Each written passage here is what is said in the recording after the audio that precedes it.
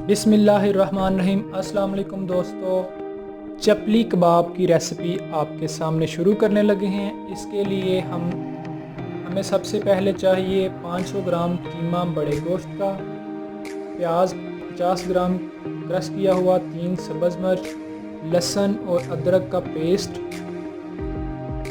सुरख मिर्च पाउडर, नमक,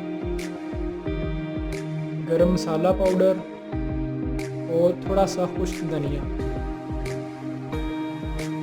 चपली कबाब बनाने के लिए सबसे पहले हम जो बड़े गोश्त का कीमा है उसके अंदर इंग्रेडिएंट्स ऐड करना शुरू करेंगे। बिस्मिल्लाहिर्रहमानिर्रहीम। हमने प्याज ऐड किया है, उसके बाद अदरक का पेस्ट और लहसुन का पेस्ट शामिल किया है,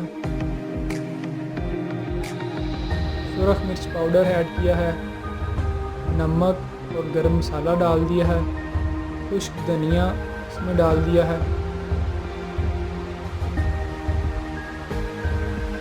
अब थोड़ी सी हम ग्रीन चिली जो हमने काट के रखी हुई थी बारीक, वो उसमें शामिल की है। इसको चम्मच की तरह से एक चम्मच के साथ मिक्स करेंगे, बड़े एहतियात के साथ मिक्स करने हैं। चम्मच के साथ चूँकि सही मिक्स नहीं हो रहे थे, इसलिए हाथ के साथ इसको सारे मसाले को एक जान करेंगे, अच्छी तरह से मिक्स करेंगे। नमक में एक जान होनी चाहिए।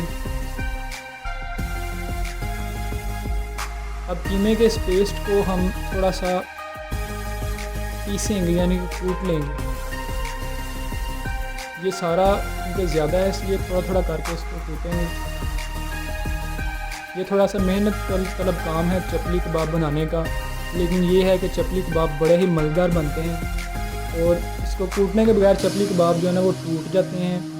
कीमा अगर कूट लें हम, इस तरह इसका पेस्ट बना लें, तो चपली कबाब बड़े ही मज़बूत और पक्के बनते हैं और उनका जायका जो है ना वो सारी चीज़ों का मिक्स हो जाता है। ये आप देख सकते हैं हम कीमा जो है वो उसको अच्छी तरह से कूट रहे हैं। चपली कबाब के लिए हमने थोड़ा सा पहले थोड़ा थोड़ा करके इसको कूटना है। 2 से 3 मरहलों में इसको कीमे को कूट लेंगे ताकि चपली कबाब हमारे बिल्कुल सही बने। ये आप देख सकते हैं कि हमने इसकी टिक्कियाँ बना के रख ली हैं कीमे की, जो हमने पेस्ट कूट के तैयार किया था उसकी हमने टिक्कियाँ बना के रख ली हैं। अब तवे के ऊपर थोड़ा सा ऑयल डाल के उसको गर्म करेंगे और बिस्मिल्लाहिर्रहमानिर्रहीम सबसे पहला हमने चपली कबाब उसके ऊपर डाला है तवे के ऊपर।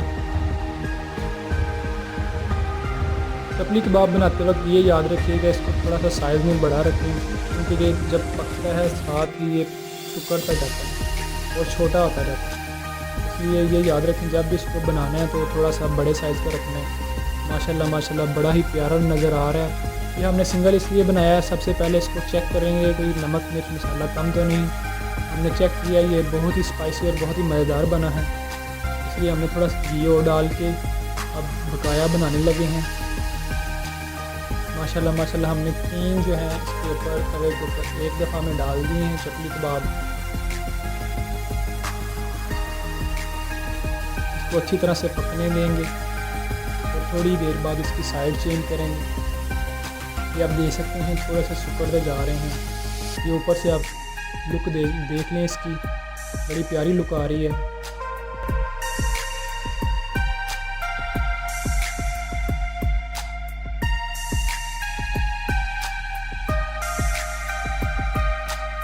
अब इसकी हमने साइड चेंज की है और इसके अंदर से निकलने वाला जो रेड कलर का लिक्विड है उसको साथ साथ हम जो है दबा दबा के निकाल भी रहे हैं और एक रफ प्लेट के अंदर उसको अलहदा से साफ़ भी कर रहे हैं ताकि हमारा जो घी है वो ज़ाया ना हो, ख़राब ना हो।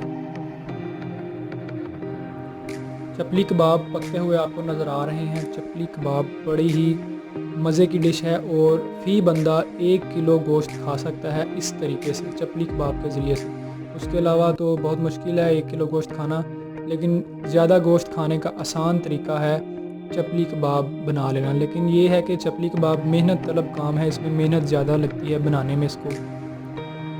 ये आप देख सकते हैं हमारे चपली कबाब तकरीबन रेडी हैं। इसको हमने बड़े एहतियात के साथ तवे के कॉर्नर के ऊपर कर लिया है ताकि इसके अंदर से एक्स्ट्रा घी जो है वो निकल जाए। अब हम चपली कबाब की गार्निशिंग करेंगे। हमारे चपली कबाब बिल्कुल तैयार हैं।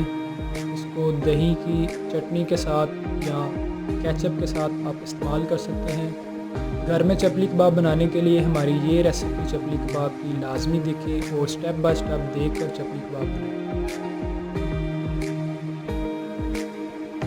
Thanks for watching this video. Chapli kebab, amazing dish, super.